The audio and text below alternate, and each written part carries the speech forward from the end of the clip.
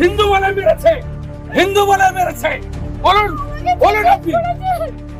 মুসলিম, আপনি কি কালমা পড়তে জানেন? হ্যাঁ না, জানি না। বলুন, এদের বলুন, সেকুলার নেতাদের বলুন। মেরে দিল। ও দায়িত্ব আমার, ও দায়িত্ব আমার। ওটার বিচারও আমার চাই।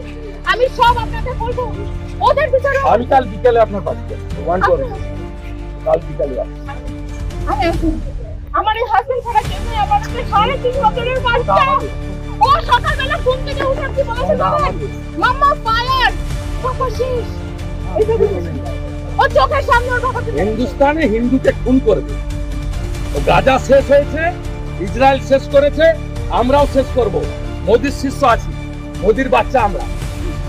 আমার হাসবেন্ড নাম নিশান মিটাবো। খুব সাপোর্ট করতেছে। পলিটিক্স ছেড়ে দেন, হিন্দু বলে মেরেছে।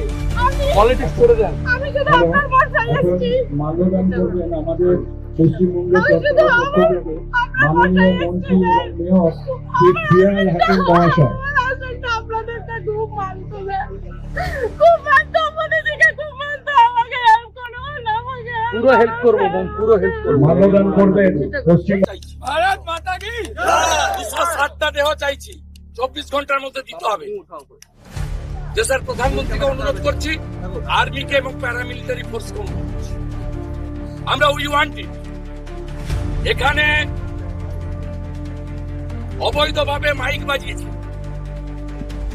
আমি কৃতজ্ঞ বিটন অধিকারী স্ত্রীর কাছে।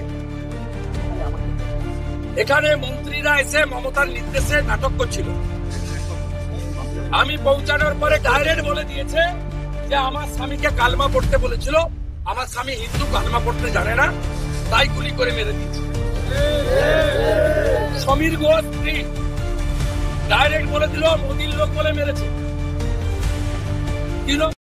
নতুন নতুন আপডেট পেতে সাবস্ক্রাইব করুন নিউজ আপ ডেইলি।